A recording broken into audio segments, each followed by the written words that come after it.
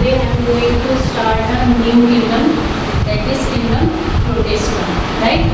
और देखो बच्चों किंगडम प्रोटिस्टा में बेसिकली हमने इससे पहले क्या पढ़ा था, किंगडम मोनेरा पढ़ा था। और हमें ये बात पता है कि जो किंगडम मोनेरा होते हैं, किंगडम मोनेरा में यूनिसेलुलर प्रोकैरियोट्स आते हैं। क्या आते हैं? इससे पहले हमने जिस किंगडम के बारे में पढ़ा था वो कौन सा किंगडम था? Kingdom Monera, right. Kingdom Monera में जो आपके आते हैं वो कौन आते हैं? यूनिसेलुलर प्रोकैरियोट्स, है ना। और यूनिसेलुलर जो प्रोकैरियोट्स होते हैं ये हमारे प्रिमिटिव ऑर्गेनिजम्स होते हैं, जो भी हमारे किंगडम मोनेरा में होते हैं। हमने किंगडम मोनेरा में मेजरली जिनके बारे में पढ़ा था वो सारे थे हमारे बैक्टीरिया। हमने पढ़ा था हमारे पास दो टाइप के बैक्टीरिया होते थे। कौन कौन से बैक्टीरिया होते थे? आर्के बैक्टीरिया और यू बैक्टीरिया। आर्के बैक्टीरिया और यू बैक्टीरिया, है ना। तो आर्के बैक्टीरिया जो होता है वो कैसा बैक्टीरिया है? प्रिमिटिव बैक्टीरिया, है ना। और यू बैक्टीरिया कैसा बैक्टीरिया था? एडवांस बैक्टीरिया था, है ना।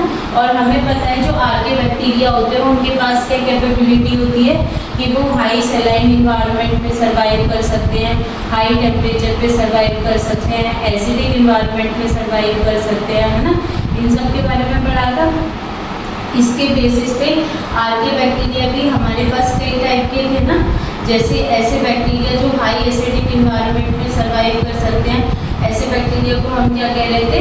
हेलोफाइल्स, है ना। ऐसे बैक्टीरिया जो high acidic plus high temperature environment में सर्वाइव कर सकते हैं, ऐसे बैक्टीरिया को थर्मोएसिडोफाइल्स कहा जाता है। जो बैक्टीरिया हाई सॉल्ट इन्वायरमेंट में सर्वाइव कर सकते हैं, ऐसे बैक्टीरिया को क्या कहते थे? हेलोफाइल्स। ये सब नाम याद थे ना, ये हमने टाइप्स ऑफ आर्के बैक्टीरिया में पढ़ा था। अच्छा, और जो यू बैक्टीरिया होते हैं वो कैसे बैक्टीरिया होते हैं? यू बैक्टीरिया आपके एडवांस बैक्टीरिया होते हैं, मतलब ये ट्रू बैक्टीरिया हैं। इनके on the basis of their cell wall के बाहर किसी बैक्टीरिया में एक आउटर लेयर प्रेजेंट थी जो कि लाइकोपॉलीसैकेराइड थी। कुछ बैक्टीरिया में वो आउटर लेयर नहीं प्रेजेंट थी। उसके बेसिस पे भी ये दो टाइप के थे, ग्राम पॉजिटिव और ग्राम नेगेटिव, ठीक है। तो कुल मिला के बात ये है कि किंगडम मोनेरा में हमने जिनके बारे में पढ़ा था वो सारे क्या थे? हमारे बैक्टीरिया थे, ठीक है। तो ये चीज़ हमें पता है, ओके। अब जो नेक्स्ट किंगडम है हमारे पास वो आता है किंगडम प्रोटिस्टा, ठीक है। किंगडम प्रोटिस्टा में जनरली इंक्लूड होते हैं हमारे पास जो ऑर्गेनिज्म किंगडम प्रोटिस्टा में आते हैं। किंगडम प्रोटिस्टा में जनरली हमारे पास यूनिसेलुलर यूकैरियोट्स आते हैं। कौन आते हैं? यूनिसेलुलर यूकैरियोट्स, ठीक है। अगर यूनिसेलुलर प्रोकैरियोट्स है तो कौन सा किंगडम है? Kingdom Monera. और अगर मैं बोल रही हूँ यूनिसेलुलर यूकैरियोट्स तो कौन सा किंगडम है? किंगडम प्रोटिस्टा, ठीक है। तो किंगडम प्रोटिस्टा में आपकी यूनिसेलुलर यूकैरियोट्स आते हैं, they are placed under kingdom Protista. जितने भी मेंबर होते हैं किंगडम प्रोटिस्टा के, दे आर प्राइमरी एक्वेटिक। ये बात मैंने आपको बताई थी। एक्वेटिक मतलब वाटर बॉडीज में ज़्यादातर पाए जाने वाले जितने भी मेंबर होंगे प्रोटिस्टा के वो जनरली कैसे होंगे? आपके एक्वेटिक होंगे। जो लिविंग ऑर्गेनिज्म किंगडम प्रोटिस्टा में बच्चों इंक्लूड होते हैं उनके नाम है डायनोफ्लैजिलेट्स। ये आपको याद रखना है, dinoflagellate it is a member of kingdom protista. Kingdom protista का मेंबर कौन है? डायनोफ्लैजिलेट। तो पहला नाम याद करो, डायनोफ्लैजिलेट्स, ठीक है। Second member of kingdom protista is chrysophytes. क्या है? क्राइसोफाइट्स। क्राइसोफाइट्स में बेसिकली डाई एटम्स और डेसिमेट इंक्लूड होते हैं, ठीक है। तो डाई एटम्स और डेसिमेट कौन से ग्रुप में आते हैं? किंगडम प्रोटिस्ट के क्राइसोफाइट्स में, ठीक है। फिर थर्ड होता है आपका यूग्लिनॉइड। यूग्लिनॉइड में आपका यूग्लिना आता है। फोर्थ होता है आपका slime mouth and fifth one is protozoa, ठीक है। तो मतलब किंगडम प्रोटिस्टा के अंदर हम 5 क्लासेस के बारे में पढ़ते हैं, 5 डिवीजन के बारे में पढ़ते हैं। First one is the dinoflagellates, second one is the diatom जिसको क्राइसोफाइट्स कहते हैं जिसमें डायएटम्स आते हैं। Third one is your euglenoid, fourth one is your slime mouth and fifth one is your protozoa, ठीक है। तो ये 5 जो डिवीजन है वो किसमें इंक्लूड है आपके किंगडम प्रोटिस्टा में। अब जो मेन कैरेक्टरिस्टिक है किंगडम प्रोटिस्टा की वो क्या होती है? जितने भी ऑर्गेनिज्म किंगडम प्रोटिस्टा में इंक्लूड है दे आर यूनिसेलुलर यूकैरियोट्स, ठीक है। इनका जो स्ट्रक्चर है वो यूकैरियोटिक सेल की तरह सिमिलर होगा, है ना। अच्छा, मैंने आपको बताया था किंगडम मोनेरा में तो हमें पता है कि बैक्टीरिया आ गए, ठीक है। अच्छा, मोनेरा के बाद प्रोटिस्टा नेक्स्ट किंगडम होता है, उसके बाद फंजाई आता है, प्लांटे आता है, एनिमेलिया आता है। किंगडम प्लांटे का भी पता है हमें कि प्लांट्स उसमें आएंगे, एनिमल्स का भी हमें पता है कि वो किंगडम एनिमेलिया में आएंगे। फंजाई में भी हेटेरोट्रॉफिक मोड ऑफ न्यूट्रिशन होता है, कुछ ऐसे प्लांट्स और कुछ ऐसी मतलब ऑर्गेनिज्म वो किंगडम फंजाई में आ जाएंगे। पर जो प्रोटिस्टा होता है, प्रोटिस्टा में आपको प्लांट्स भी मिलेंगे देखने के लिए, एनिमल्स भी मिलेंगे और फंजाई भी मिलेंगे, ठीक है। किंगडम प्रोटिस्टा में के जो मेंबर्स होते हैं उनमें प्लांट्स के कैरेक्टर भी देखने के लिए मिलेंगे, एनिमल्स के भी और फंजाई के भी, ठीक है। तो इसका मतलब मैं ये कह सकती हूँ कि इस किंगडम की जो बाउंड्री है they are not well defined, है ना। क्योंकि जब आप प्लांट्स को भी ले रहे हो, एनिमल्स को भी ले रहे हो, फंजाई को भी ले रहे हो, तो इसका मतलब क्लियर नहीं है। क्योंकि यूग्लिनॉइड में जो एनिमल आता है वो यूग्लिना आता है, और यूग्लिना तो एक एनिमल है और ये भी किंगडम प्रोटिस्टा में आता है ना। अच्छा, ये जो किंगडम है they basically form a links between plants, animal and fungi, है ना। ये चीज़ याद रखनी है। ये यूनिसेलुलर यूकैरियोट्स हैं, इसलिए हम ये कह सकते हैं जितने भी प्रोटिस्ट होते हैं जो किंगडम प्रोटिस्टा में आते हैं they contain a well defined nucleus, इनमें वेल डिफाइंड न्यूक्लियस प्रेजेंट होता है and they also contain other membrane bound cell organelles, इसमें दूसरे मेम्ब्रेन बाउंड सेल ऑर्गेनल्स भी प्रेजेंट होंगे। आपको बेसिक डिफरेंस पता होना चाहिए प्रोकैरियोट्स और यूकैरियोट्स के बीच का, ठीक है। तो हमने ये पढ़ा था प्रोकैरियोट्स और यूकैरियोट्स के बीच में बेसिक डिफरेंस बेसिकली क्या होता है कि जो प्रोकैरियोट्स होते हैं उनका जो न्यूक्लियस होता है it is not bounded by nuclear membrane, but जो यूकैरियोट्स होते हैं इनका जो न्यूक्लियस होता है वो कैसा होता है? वेल डिफाइंड होता है and it is bounded by nuclear membrane. ये बात क्लियर है?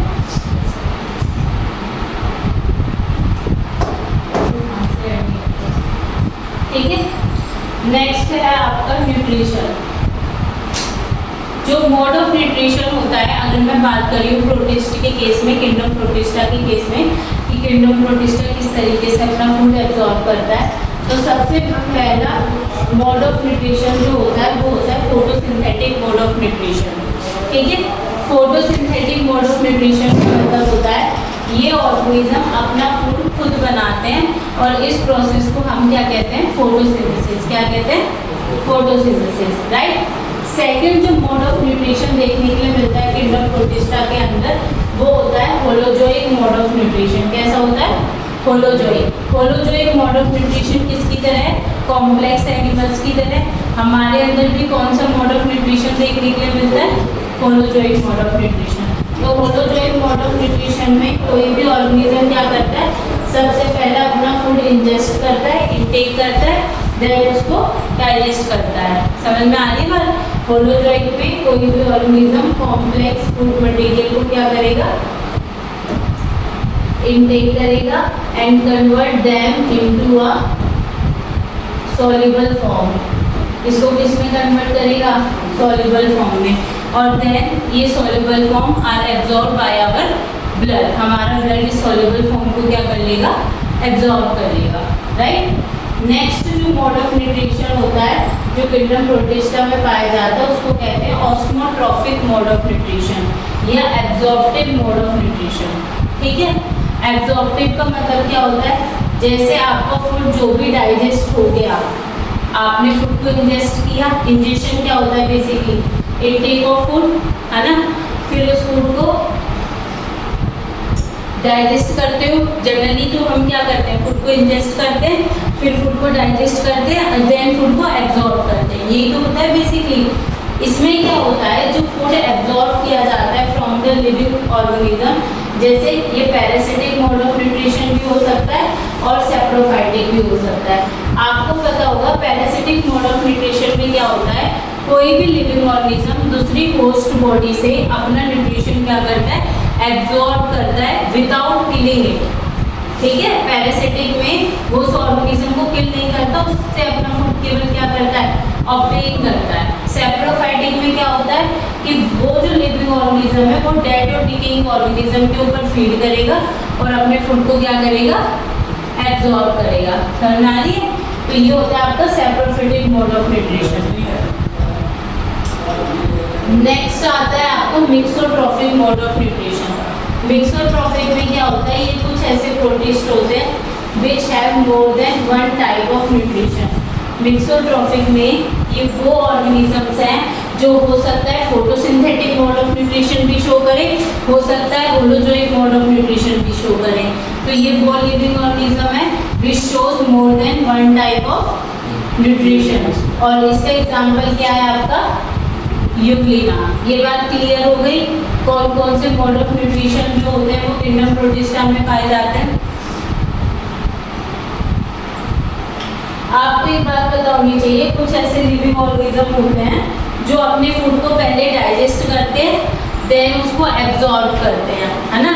इसको एब्जॉर्प्टिव मोड ऑफ न्यूट्रिशन कहा जाता है बेसिकली।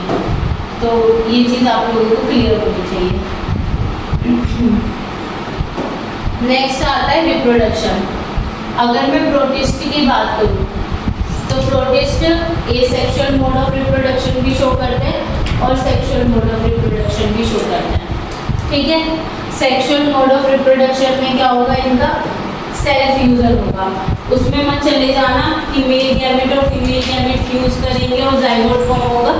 सिंपल मैं बता रही हूँ, अगर मैं यहाँ पे वर्ड यूज कर रही हूँ sexual reproduction, it's mean it involves the self fusion. इसमें क्या हो रहा है, सेल्फ फ्यूजन हो रहा है ना। तो कुछ ऐसे प्रोटिस्ट होते हैं जो एसेक्सुअली रिप्रोड्यूस करते हैं, कुछ ऐसे प्रोटिस्ट होते हैं जो सेक्सुअली रिप्रोड्यूस करते हैं। सेक्सुअली की बात करूँ तो इसमें सेल्फ फ्यूजन इन्वॉल्व होता है which lead to the formation of zygote. यहाँ पे क्या होता है, जाइगोट फॉर्मेशन होता है। क्लियर है? तो किंगडम प्रोटिस्टा में मैं अगर रिप्रोडक्शन की बात करूँ तो दो टाइप के होते हैं, सेक्सुअली और एसेक्सुअली। एसेक्सुअल रिप्रोडक्शन में बच्चों बाइनरी फिजन आता है। बाइनरी फिजन तुम्हें पता है, एक single parent cell get split up into two daughter cell, simple है ना। And each daughter cell develop into a normal organism, right. इसके एग्जांपल क्या है, डायनोफ्लैजिलेट्स। इसमें आपके क्या आएंगे, डायनोफ्लैजिलेट्स, क्राइसोफाइट्स और यूग्लिनॉइड। अगर मैं आपसे पूछूं किंगडम प्रोटिस्टा के कौन सा ऐसा डिवीजन है जो कि बाइनरी फिजन शो करता है which is a asexual mode of reproduction, तो आप बोलोगे मैम तीन होते हैं, डायनोफ्लैजिलेट्स, यूग्लिनॉइड और क्राइसोफाइट्स। ठीक है, तो ये तीन ऐसे डिवीजन हैं किंगडम प्रोटिस्टा के जो शो करते हैं एसेक्सुअल मोड ऑफ रिप्रोडक्शन। ठीक है, सेकेंड आता है बच्चों स्पोर फॉर्मेशन। स्पोर फॉर्मेशन भी एक तरीके का एसेक्सुअल मेथड ही है रिप्रोडक्शन का, बट आपको पता है स्पोर फॉर्मेशन में क्या होता था, जैसे हमने स्लाइम माउथ का केस पढ़ा था, इसमें क्या होता था, यहाँ पे स्पोरेंजियम डेवलप होते थे, है ना। और इन स्पोरेंजियम के अंदर बहुत सारे स्पोर्स डेवलप होते हैं। तो इसके बाहर एक स्ट्रक्चर डेवलप होता है, that structure is known as sporangium. और स्पोरेंजियम के अंदर बहुत सारे क्या डेवलप होते हैं, स्पोर्स डेवलप होते हैं। और व्हेन द फेवरेबल कंडीशंस कम, जैसी फेवरेबल कंडीशन आती है तो होता क्या है, ये स्पोरेंजियम यहाँ से ब्रेक कर जाएगा और ये जो स्पोर्स हैं, this large amount of spores are release into the environment. ये जो स्पोर्स है कहाँ रिलीज हो जाएंगे, एनवायरनमेंट में रिलीज हो जाएंगे। और फर्दर इन स्पोर्स को कोई भी एनिमल या विंड या वाटर के थ्रू ये दूसरे new cell of protist form करेंगे, मतलब कैरी कर लिए जाते हैं उनको। तो कहने का मतलब स्पोर फॉर्मेशन में क्या होता है, कुछ प्रोटिस्ट एक स्पेशल स्ट्रक्चर बनाते हैं जिसको हम स्पोरेंजियम कहते हैं। स्पोर्स आर फॉर्म इसके अंदर, inside the sporangium, spores inside the sporangium form होते हैं। देन क्या होता है, स्पोरेंजिया बर्स्ट करता है, स्पोर्स रिलीज करते हैं and it will release to form a new cell of protist. और इसका एग्जाम्पल आपको याद रखना है स्लाइम माउथ। क्या है? Slime mouth. तो देखो 3 डिवीजन कौन कौन से थे, हमने कौन से डिवीजन पढ़े थे?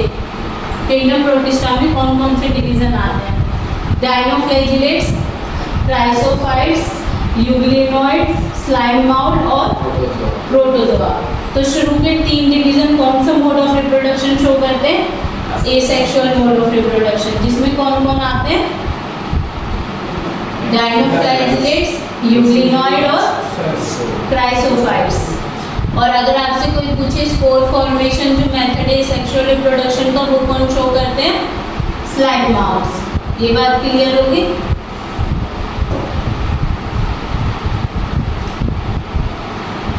अब एक लास्ट स्लाइड पे चलते हैं पहले।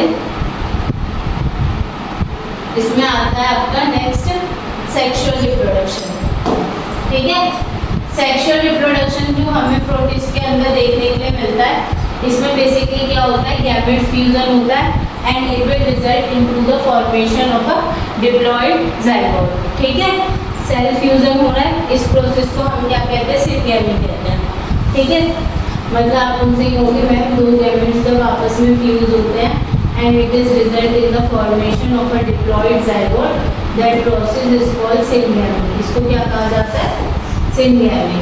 ठीक है, सिनगैमी में जो सबसे पहला टाइप होता है वो होता है बच्चों आइजोगैमी। कौन सा होता है? Isogamy. Isogamy simplest way of sexual reproduction है। इसमें आपको याद रखना है, क्या याद रखना है? जो गैमेट्स फ्यूज कर रहे हैं वो गैमेट्स, फ्यूजिंग गैमेट्स मॉर्फोलॉजिकली, मतलब देखने में, सामने से देखने में, मॉर्फोलॉजिकली शेप और साइज में कैसे होंगे? सेम होंगे, लगभग सेम होंगे। जैसे आप 2 बॉल रख दो सेम शेप की और साइज की, वो मतलब है मॉर्फोलॉजिकली दोनों बॉल्स देखने में एक जैसी लग रही हैं। बट फिजियोलॉजिकली और जेनेटिकली अगर बात करूँ, दे मे बी सिमिलर और डिसिमिलर। फिजियोलॉजिकली ये सिमिलर भी हो सकते हैं और डिसिमिलर भी हो सकते हैं। तो इस तरीके की जो प्रोसेस होती है, इस तरीके का जो फ्यूजन होता है गैमेट्स के बीच में, इसको क्या बोलते हैं? आइजोगैमी। ठीक है, अगर सपोज करो जो गैमेट्स आपके फ्यूज कर रहे हैं वो मॉर्फोलॉजिकली तो सिमिलर है, ठीक है, मॉर्फोलॉजिकली सिमिलर है, बट वो फिजियोलॉजिकली डिसिमिलर है। क्या है? डिसिमिलर। मैंने बोला था सिमिलर भी हो सकते हैं और डिसिमिलर भी हो सकते हैं, बट वो फिजियोलॉजिकली डिसिमिलर है। ऐसे को कहा जाता है फिजियोलॉजिकल एनाइजोगैमी। क्या कहा जाता है? इसका वर्ड का मतलब समझ रहे? फिजियोलॉजिकल एनाइजोगैमी मतलब कि ये इस तरीके की आइजोगैमी है जो फिजियोलॉजिकली डिसिमिलर थी, इसलिए हमने इसका नाम दिया फिजियोलॉजिकल एनाइजोगैमी। राजी बात? तो आपको ये समझ में आता है ये आइजोगैमी का ही टाइप है, बट ये फिजियोलॉजिकली जेनेटिकली डिसिमिलर है। ठीक है, नेक्स्ट टाइप होता है आपका एनाइजोगैमी। इसमें जो फ्यूजन गैमेट्स होते हैं वो मॉर्फोलॉजिकली बच्चों डिसिमिलर होते हैं। कैसे होते हैं? आइजोगैमी में कैसे थे? Morphologically similar. एनाइजोगैमी में कैसे होते हैं? मॉर्फोलॉजिकली डिसिमिलर, है ना? ये याद रखना है, ठीक है। ऊगैमी में क्या होता है? ऊगैमी भी एक तरीके की डेवलप्ड फॉर्म है एनाइजोगैमी की। इसमें बस आपको इतना याद रखना है, जो मेल गैमेट है वो स्मॉल और मोटाइल होता है और इमोटाइल भी हो सकता है। पहले ही बता दूँ, स्मॉल भी हो सकता है, मोटाइल भी और इमोटाइल भी। बट जो फीमेल गैमेट होता है वो लार्ज और इमोटाइल होता है, ठीक है। Male gamete is small, it can be motile और इमोटाइल। वैसे जनरली मोस्टली केसेस में मोटाइल ही होता है, और जो फीमेल गैमेट होता है वो लार्ज होता है और इमोटाइल होता है, ठीक है। ऊगैमी में female gamete does not come outside from the female reproductive cell, इसलिए जो फर्टिलाइजेशन होता है they are take place in sex organ और रिप्रोडक्टिव सेल्स ओनली, ठीक है। इसलिए फर्टिलाइजेशन कहाँ पे होता है? सेक्स ऑर्गन्स में होता है। तो अगर मैं इस चीज़ को कंबाइन करके बताऊँ तो मैं पेज कहाँ से आएगा यहाँ पे,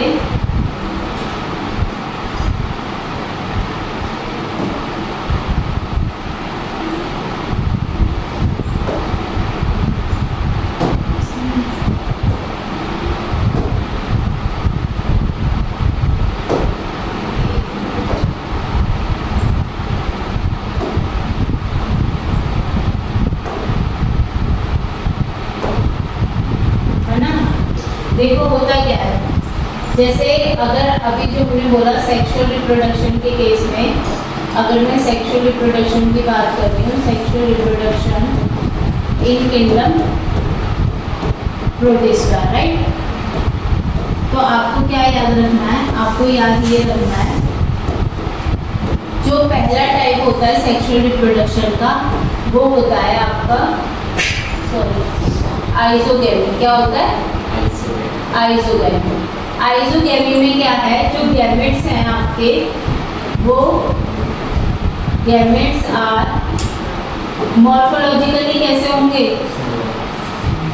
gametes are morphologically similar but physiologically,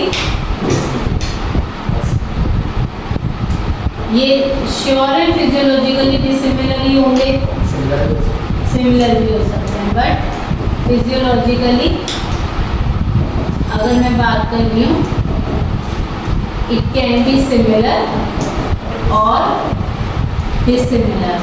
और अगर डिसिमिलर है तो उस टाइप को क्या कहते थे? अगर फिजियोलॉजिकली डिसिमिलर है तो उस टाइप को कह देते हैं फिजियोलॉजिकल एनाइजोगेमी। ठीक है। नेक्स्ट मोड ऑफ जो सेक्सुअल रिप्रोडक्शन है किंगडम प्रोटिस्टा में, वो होता है आपका एनाइजोगेमी। कौन सा होता है?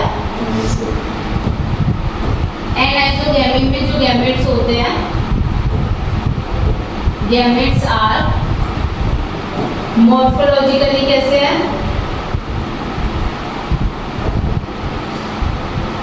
गैमेट्स आर मॉर्फोलॉजिकली डिसिमिलर,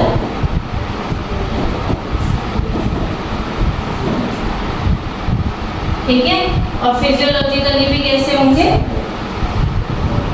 नहीं, फिजियोलॉजिकली भी तो डिसिमिलर नहीं है ना, मॉर्फोलॉजिकली डिसिमिलर होते हैं एंड फिजियोलॉजिकली तो होते ही डिसिमिलर है। और can be similar, may be possible, physiologically तो दोनों केस हो सकते हैं, ठीक है। पर जनरली केसेस में हमें डिसिमिलर ही देखने के लिए मिलता है। तो ये होता है हमारा एनाइजोगेमी। और लास्ट वन क्या होता है हमारा? ooगेमी एक एडवांस फॉर्म है एनाइजोगेमी की, अभी हमने पढ़ा। ooगेमी में क्या होता है, जो मेल गैमेट होता है वो कैसा होता है? स्मॉल, मोटाइल और immotile.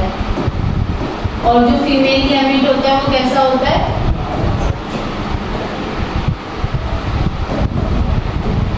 Female gamete is large और इमोटाइल, ठीक है। तो ये बेसिकली क्या है, this is the sexual reproduction in kingdom protista. Kingdom protista में जो सेक्सुअल रिप्रोडक्शन होता है ये इन 3 टाइप से होता है। ये बात क्लियर है?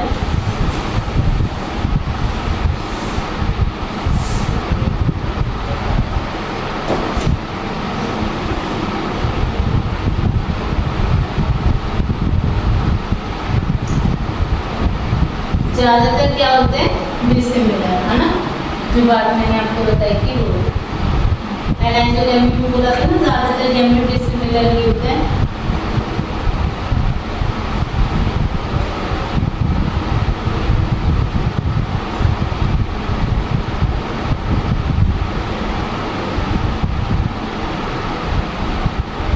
नेक्स्ट आता है आपका लाइफ साइकिल ऑफ प्रोटिस्ट। इतना समझ में आ गया बच्चों? हाँ, ये बेसिक इंट्रोडक्शन है जो किंगडम प्रोटिस्टा का हम पढ़ रहे हैं, ठीक है।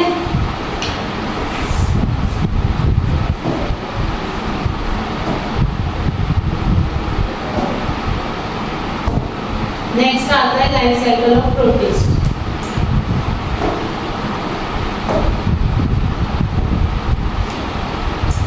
तो लाइफ साइकिल ऑफ प्रोटिस्ट में जो लाइफ साइकिल होती है प्रोटिस्टा की, वो बेसिकली दो टाइप की लाइफ साइकिल है जो जनरली प्रोटिस्टा शो करते हैं।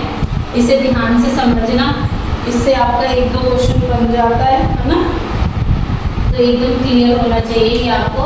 तो जो प्रोटिस्टा होते हैं उनकी दो तरीके की लाइफ साइकिल होती है। एक वो शो करते हैं हैप्लॉन्टिक लाइफ साइकिल, एक को शो करते हैं डिप्लॉन्टिक लाइफ साइकिल। ठीक है, हैप्लॉन्टिक लाइफ साइकिल और डिप्लॉन्टिक लाइफ साइकिल। अब इसका क्या मतलब होता है, सबसे पहले हम पढ़ेंगे हैप्लॉन्टिक लाइफ साइकिल। ठीक है, इस तरीके की जो लाइफ साइकिल होती है इसमें क्या होता है, इसमें जो sexual gametes during the sexual reproduction के टाइम पे gametes are formed by the mitosis. Gametes कैसे फॉर्म्ड होंगे, माइटोसिस से फॉर्म्ड होंगे। गैमेट का फ्यूजन होगा, it result into the formation of a diploid structure जिसको जाइगोट कहते हैं। उसके बाद क्या होगा, आफ्टर दैट जाइगोट के अंदर मियोसिस होगी and it is result in the formation of haploid cell और द ऑर्गेनिज्म। ठीक है, तो इस लाइफ साइकिल में बेसिकली क्या होता है, जो जाइगोट फेज है इज द ओनली डिप्लॉयड, बाकी जो पूरे फेजेस हैं वो कैसे रहते हैं, हैप्लॉयड। देखो बच्चों, अगर मैं ये बोल रही हूँ कि ये जो प्लांट है ये हैप्लॉन्टिक लाइफ साइकिल शो कर रहा है, तो आपके दिमाग में सबसे पहली चीज़ क्या आनी चाहिए कि हो सकता है पूरी लाइफ साइकिल में, पूरे रिप्रोडक्शन टाइम पे ये जो प्लांट है इसने ज़्यादातर जो अपना टाइम स्पेंड किया है वो किस फेज में स्पेंड किया, हैप्लॉइड फेज में। किस फेज में स्पेंड किया, अब तो अगर मैं बोल रही हूँ हैप्लॉन्टिक लाइफ साइकिल, तो मतलब इस प्लांट की जो एंटायर लाइफ साइकिल है इसमें अपना आधे से ज़्यादा जो समय है वो कौन से फेज में करा है, हैप्लॉइड फेज में। ठीक है, तो जो प्रोटिस्ट की जो पहली लाइफ साइकिल होती है उसको बोलते हैं हैप्लॉन्टिक लाइफ साइकिल। तो इसमें बेसिकली क्या होता है, जैसे कि मेरे पास अडल्ट है, ठीक है, इसमें क्या हुआ, माइटोसिस होगा। अब माइटोसिस होके यहाँ पे क्या बने, गैमेट्स बने, है ना। गैमेट्स में फर्टिलाइजेशन हुआ, फ्यूजन हुआ, यहाँ पे क्या बना, जाइगोट। तो बस यही तो फेज है जो इसमें डिप्लॉयड फेज आया पूरी लाइफ साइकिल में। अब क्या हुआ, ये जो जाइगोट है ये फ्यूज किया, सॉरी जाइगोट के अंदर मियोसिस हुआ, जाइगोटिक मियोसिस हुआ and it is result in the formation of haploid cell और द ऑर्गेनिज्म। तो ये हैप्लॉइड सेल बना है, मतलब ये कोई लिविंग ऑर्गेनिज्म बना है। ठीक है ना। और फिर यहाँ पे क्या है, ये सेक्सुअल गैमेट्स फॉर्म हुए हैं। This sexual gametes are formed by mitosis. तो मतलब इस हैप्लॉइड सेल और ऑर्गेनिज्म के अंदर माइटोसिस हुई है, उससे सेक्सुअल गैमेट्स फॉर्म हुए हैं। This sexual gametes fuse and form of a diploid zygote. Diploid zygote बनाते हैं and then after the meiosis take place in a diploid zygote which result into an adult organism. फिर उससे क्या हो रहा है, एक अडल्ट ऑर्गेनिज्म बन रहा है। तो इस पूरी लाइफ साइकिल में आप मुझसे बोलोगे मैम डिप्लॉयड फेज बहुत छोटा है, हैप्लॉइड फेज बहुत बड़ा है, इसलिए इस तरीके की लाइफ साइकिल को बोला जाता है हैप्लॉन्टिक लाइफ साइकिल। क्या बोला जाता है, इसको नोट करो।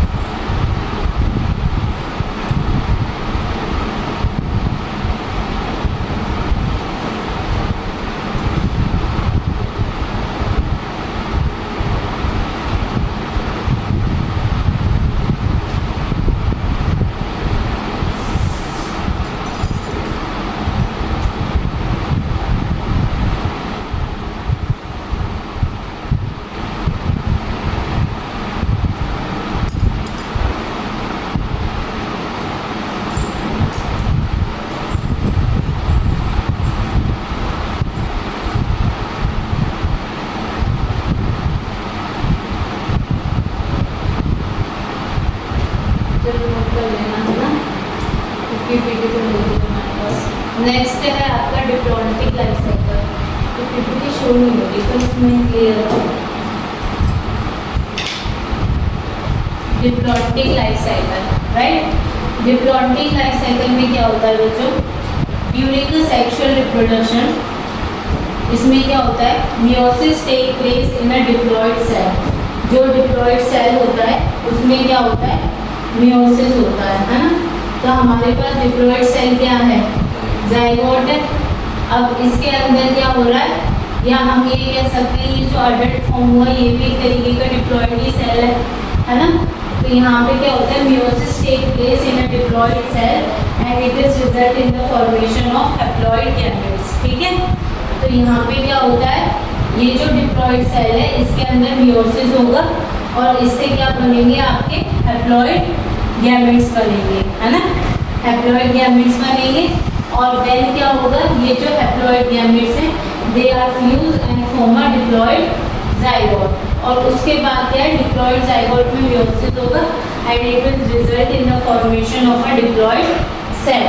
ठीक है। तो इसमें क्या होता है? इस तरीके की लाइफ साइकिल में जो गैमेटिक फेज है बस वो हैप्लॉइड है, बाकी इसके अलावा जितने भी फेजेस हैं ऑल आर डिप्लॉयड। तो इस तरीके की लाइफ साइकिल को बोला जाता है डिप्लॉन्टिक लाइफ साइकिल। क्या बोला जाता है? मतलब एक बात ध्यान से सुनो, यहाँ पे ये अडल्ट था, इसमें मियोसिस हुआ, मियोसिस होकर इसने गैमेट्स बनाए, ये गैमेट्स आपके हैप्लॉइड है, बस यही फेज तो आपका हैप्लॉइड है, बाकी ये गैमेट्स फ्यूज करे जाइगोट बनाए, ये फेज कैसा हो गया? डिप्लॉयड फेज हो गया। जाइगोट के अंदर माइटोसिस हुआ है ना कि मियोसिस, तो इससे क्या मिला है? डिप्लॉयड ऑर्गेनिज्म मिला है, ये भी डिप्लॉयड फेज है। तो मैं ये कह सकती हूँ ये पूरा फेज डिप्लॉयड है, सिर्फ एक ही तो फेज, ये पूरा फेज डिप्लॉयड है, सिर्फ एक ही तो फेज हैप्लॉयड है इतना, जहाँ पे मियोसिस हुआ है। जो डिप्लॉयड लिविंग ऑर्गेनिज्म बना है इसके अंदर मियोसिस हुआ है और इसे हैप्लॉयड गैमेट बने हैं बस। तो जो हैप्लॉयड गैमेट वाला पार्ट है बस वही हैप्लॉयड है, इसके अलावा पूरा फेज डिप्लॉयड है। इसलिए इस तरीके की लाइफ साइकिल को डिप्लॉन्टिक लाइफ साइकिल कहा जाता है। देखो इससे पहले जो था इसमें क्या था? इसमें आप ध्यान से देखो, इसमें जो आपका अडल्ट बन रहा था ना वो मियोसिस से बन रहा था। तो यहाँ पे क्या था? ये जो अडल्ट था ये हैप्लॉइड था, समझ रहे हो? जाइगोट के अंदर मियोसिस हुआ, अडल्ट बना, वो हैप्लॉइड था। फिर माइटोसिस से गैमेट्स बन रहे थे, ये भी कैसे थे नेचर में? हैप्लॉइड। सिर्फ डिप्लॉइड क्या था? ये जो जाइगोट बन रहा है। तो यहाँ पे क्या था ना, पूरा फेज आपका हैप्लॉइड था, इतना, ये पूरा फेज हैप्लॉइड है, बस इतना सा फेज जो है ये कैसा है आपका? डिप्लॉइड। ठीक है।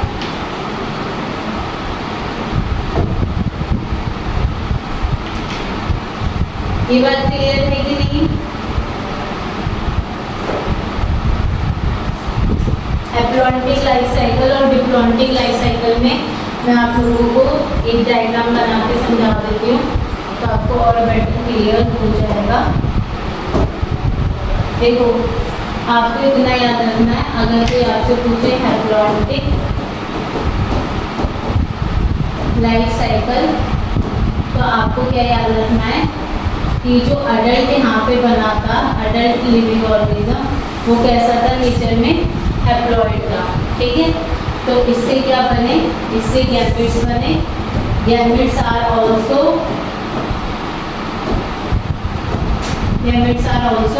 इज हैप्लॉइड इन नेचर और they are formed by the mitosis. किससे मिलके बने थे? माइटोसिस से। जब इनमें फ्यूजन हुआ it result into the formation of a diploid structure that is known as zygote. zygote बना, zygote further किसमें गया?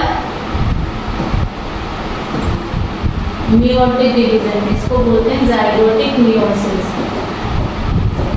तो केवल बच्चे यही स्ट्रक्चर था जो डिप्लॉयड था, मैं आपको ये बताना चाह रही हूँ, केवल ये जो zygote बना है this is the only diploid structure. इसके अलावा जितने भी स्ट्रक्चर पूरी एंटायर लाइफ साइकिल में ऑल आर हैप्लॉइड, इसलिए हम इस तरीके की लाइफ साइकिल को बोलते हैं हैप्लॉन्टिक लाइफ साइकिल, क्या बोलते हैं? Haplontic life cycle. ये बात क्लियर हो गई? नेक्स्ट जो लाइफ साइकिल होती है वो होती है आपकी डिप्लॉन्टिक लाइफ साइकिल। इसमें क्या हो रहा था? डिप्लॉन्टिक लाइफ साइकिल में जो अडल्ट था ना वो डिप्लॉयड था नेचर में। कैसा था? डिप्लॉयड। इसमें हो रहा था मियोसिस। क्या हो रहा था? और इससे बन रहे थे gametes. Gametes are haploid in nature, वो फ्यूज हुए and it is result in the formation of zygote which is diploid in nature. ठीक है, फिर उसके बाद इसमें यहाँ से यहाँ तक जाने में हुआ है जाइगोटिक माइटोसिस। और यहाँ पे क्या था? मियोसिस। मियोसिस कैसे डिवीजन होता है? रिडक्शनल। रिडक्शनल का मतलब क्या होता है? यहाँ पे क्रोमोसोम नंबर क्या हो जाते हैं? Chromosome number gets half. समझ रहे हो? मतलब 2n से क्या हो जाएगा? n। और माइटोसिस का मतलब क्या है? क्रोमोसोम नंबर रिमेन सेम, तो 2n का क्या रहेगा? 2n रहेगा। ऐसे डिवीजन को क्या बोलते हैं? ऐसे डिवीजन को क्या बोलते हैं? Equational division. क्या बोलते हैं? Equational division. ठीक है, तो यहाँ पे जो ज़्यादातर फेज है, मतलब ये पूरा फेज इतना, ये पूरा फेज कैसा है? डिप्लॉयड। तो इस लाइफ साइकिल को क्या बोलेंगे? Diplontic life cycle. ये चीज़ क्लियर है? कोई डाउट तो नहीं है इस बात पे? तो आपने हैप्लॉन्टिक लाइफ साइकिल भी पढ़ ली और डिप्लॉन्टिक लाइफ साइकिल भी पढ़ ली। अब सबसे पहला जो डिवीज़न है किंगडम प्रोटिस्टा का, दैट इज डायनोफ्लैजिलेट्स। तो अब हम जिसके बारे में पढ़ेंगे वो है डायनोफ्लैजिलेट्स। ठीक है, अभी तक कोई डाउट है?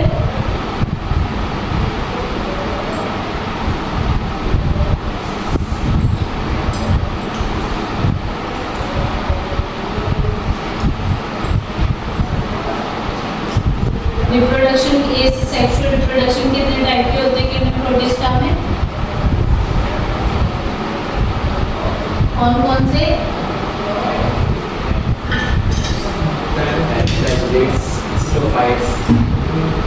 सेक्सुअल रिप्रोडक्शन कितने टाइप के होते हैं?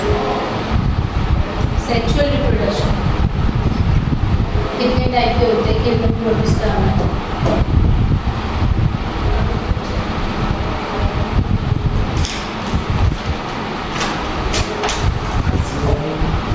आइसो एनाइसो और सुगैमी।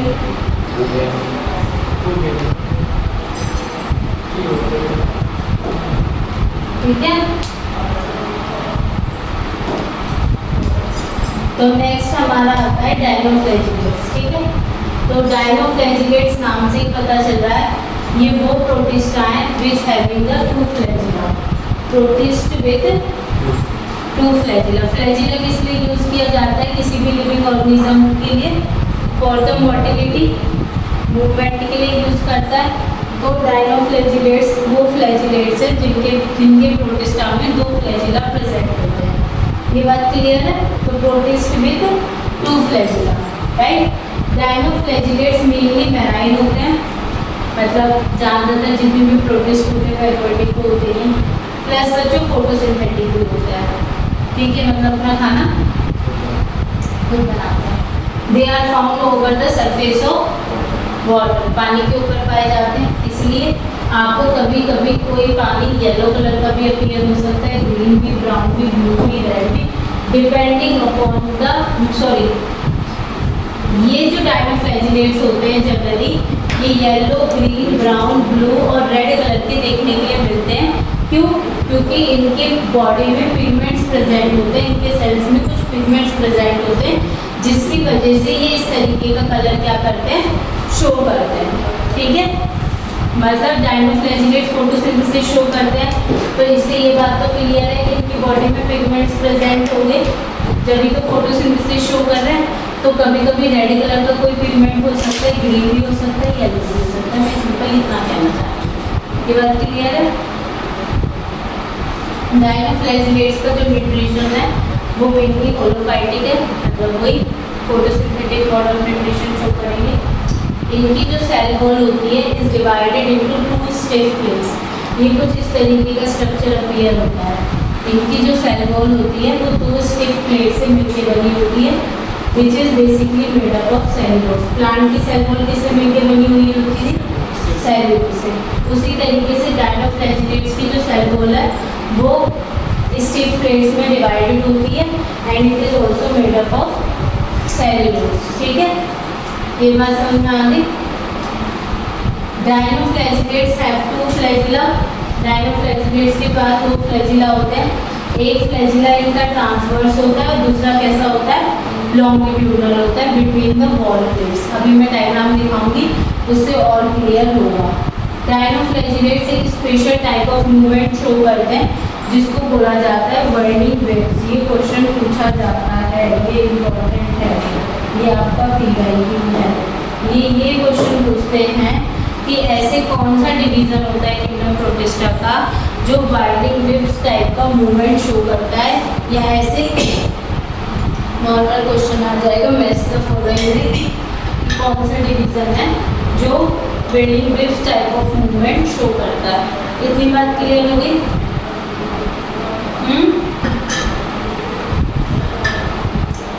तो यानी कि प्रोटिस्ट, सबसे पहली बात protist with 2 flagella, mainly marine और फोटोसिंथेटिक होते हैं। ये चीज़ क्लियर हो गई हमें। Yellow, green, brown, blue colour के हो सकते हैं डिपेंडिंग अपॉन द पिगमेंट्स। इनकी जो सेल वॉल होती है वो स्टिफ प्लेट से मिलकर बनी हुई होती है, मतलब मेनली सेलुलोज से मिलकर बनी होती है। डायनोफ्लैजिलेट्स के पास 2 फ्लैजिला होते हैं। एक फ्लैजिला इनका ट्रांसवर्स होता है और दूसरा फ्लैजिला लॉन्गिट्यूडनल होता है। और ये एक special type of movement show करते हैं, that movement is called burning waves, right. ये स्ट्रक्चर है बच्चों डायनोफ्लैजिलेट्स का। तो हमने पढ़ा था इनके पास 2 फ्लैजिला प्रेजेंट होते हैं। एक फ्लैजिला तो ट्रांसवर्स होता है, दिस इज ट्रांसवर्स फ्लैजिला। एक लॉन्गिट्यूडनल होता है, इसको लॉन्गिट्यूडनल फ्लैजिला कहा जाता है। और ये 2 स्टिफ प्लेट्स प्रेजेंट हैं, दिखाई दे रही है? ये 2 स्टिफ प्लेट्स प्रेजेंट होती है, एक स्टिफ प्लेट ये रही, एक स्टिफ प्लेट ये रही। और इनकी जो सेल वॉल है वो किससे मिलकर बनी होती है? सेल्यूलोज से मिलकर बनी होती है। ये चीज़ क्लियर है। और इनका जो स्पेशल टाइप ऑफ मूवमेंट होता है उसको क्या कहते थे? Burning waves. ठीक है,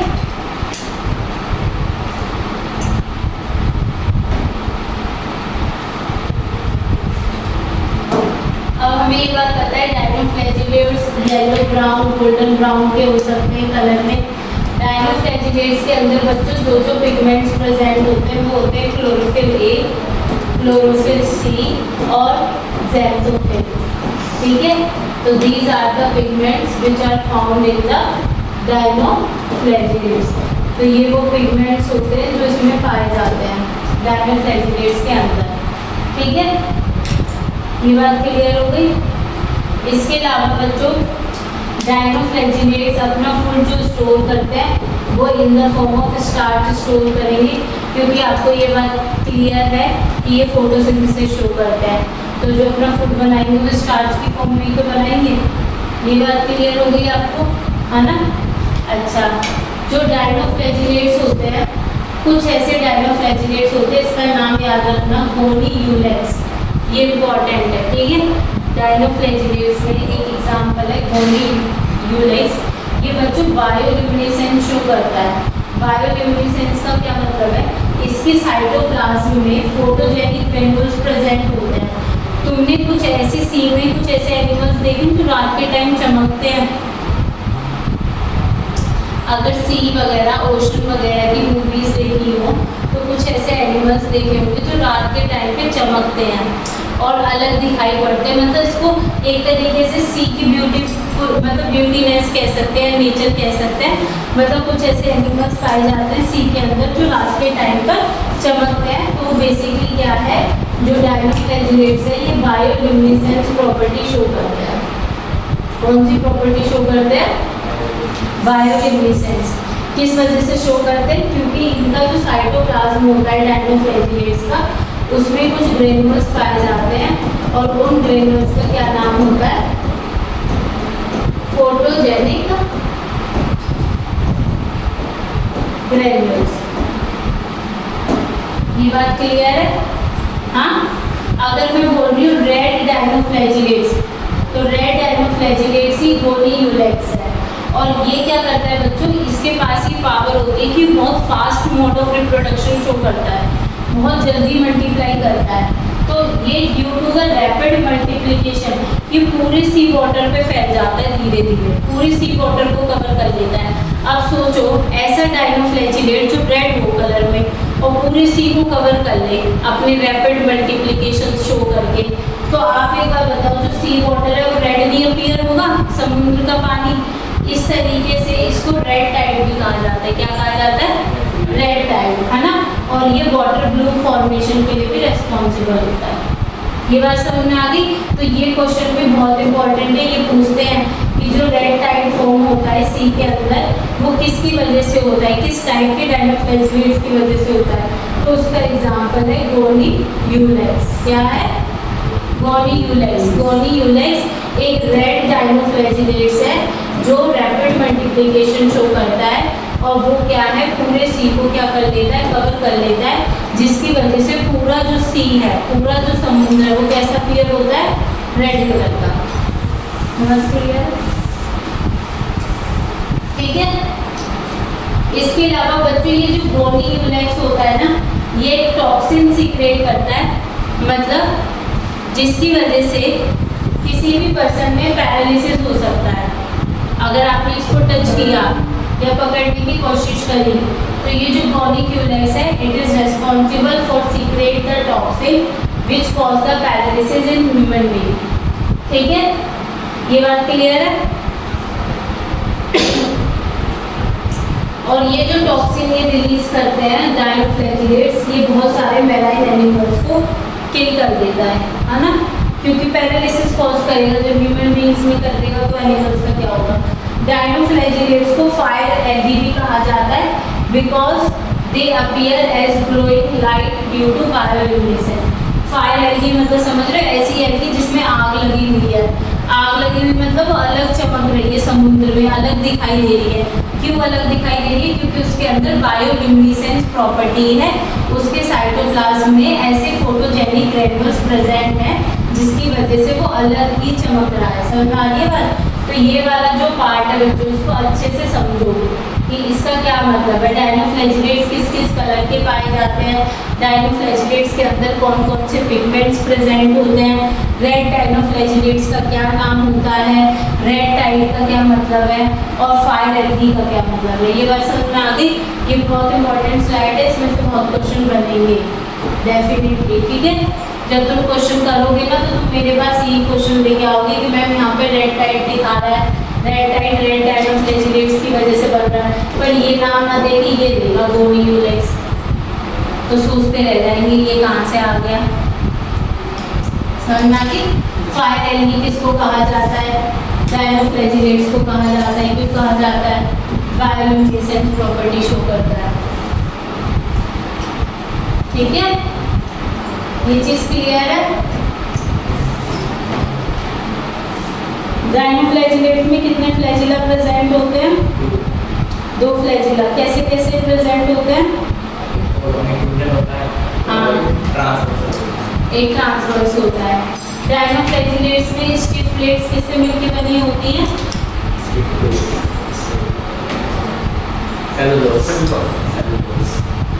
डायनोफ्लैजिलेट्स में किस तरीके का मोड ऑफ न्यूट्रिशन देखने के लिए मिलता है? Mode of nutrition.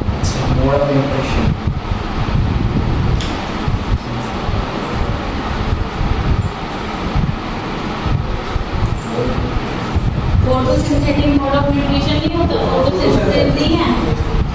डायनोफ्लैजिलेट्स के अंदर कौन कौन से पिगमेंट्स पाए जाते हैं?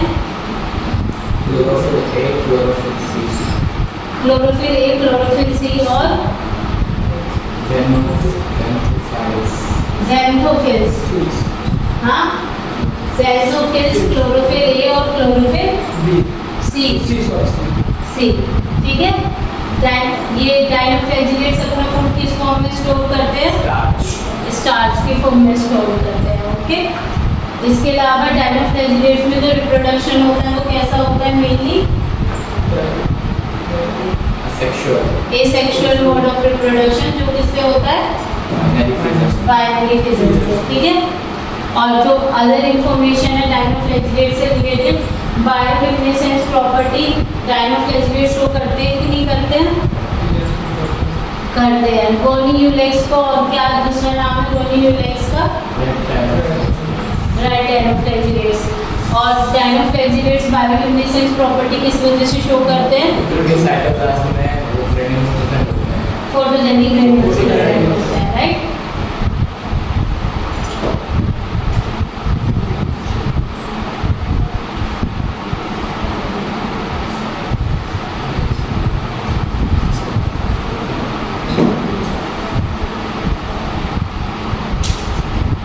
अब आपका जो नेक्स्ट डिवीजन है वो है क्राइसोफाइटा। क्या है?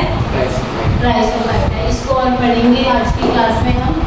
क्राइसोफाइटा में ये जो ग्रुप होता है इसमें बेसिकली डाई एटम और गोल्डन एल्गी इंक्लूड होते हैं। क्या इंक्लूड होते हैं? डाई एटम्स और गोल्डन एल्गी। ठीक है। इस डिवीजन में ये कहाँ पे पाए जाते हैं? They are found in fresh water as well as in marine water. ठीक है। दोनों तरीके के पानी में ये पाए जाते हैं। इनको बच्चे पल्स ऑफ ओशन भी कहा जाता है। क्या कहा जाता है? Pulse of ocean. तो they are also known as pulse of ocean. जो डाई एटम का स्ट्रक्चर होता है they are found in different shape, जैसे कि सर्कुलर, रेक्टेंगुलर, ट्रायंगुलर, किसी भी तरीके की शेप में आपको देखने के लिए मिल सकते हैं डाई एटम्स। डाई एटम्स की जो सेल वॉल होती है they form the two thin overlapping shells which is made up of cellulose। ठीक है। तो ऐसे अपीयर होते हैं, they are appear like a soap box। इनकी जो शेप होती है सोप बॉक्स की, आपने देखा ना इस तरीके से खोल के उसमें पल ऑफ ओशन निकलता है, मोती निकलता है, तो ये सोप बॉक्स की तरह देखने के लिए मिलते हैं। इनकी जो बॉल्स होती है they are embedded with silica, इसलिए ये जो बॉल होती है वो इनडेस्ट्रक्टिबल होती है, इसको आप इजीली ब्रेक नहीं कर सकते हो। ठीक है। क्योंकि इनकी जो सेल वॉल होती है वो बहुत हार्ड होती है, उसमें सिलिका एम्बेडेड होता है। ठीक है।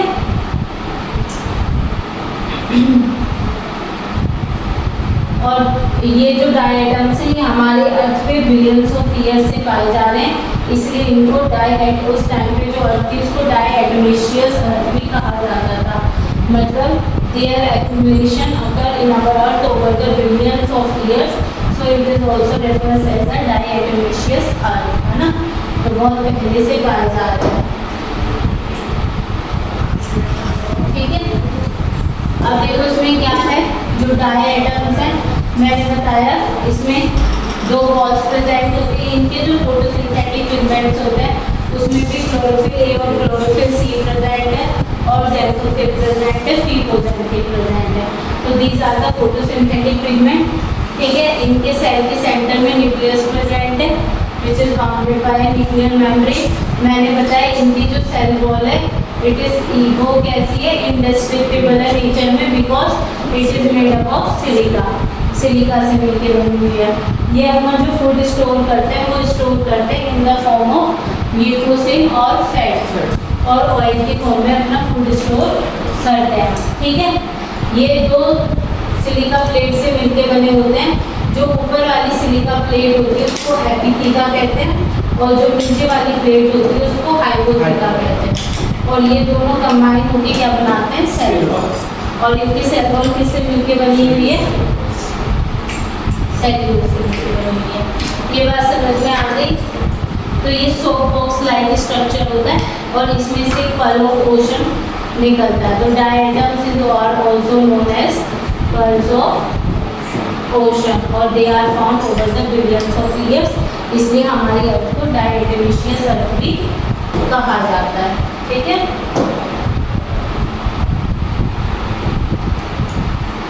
ये बात क्लियर है। अगली लास्ट स्लाइड है आपकी।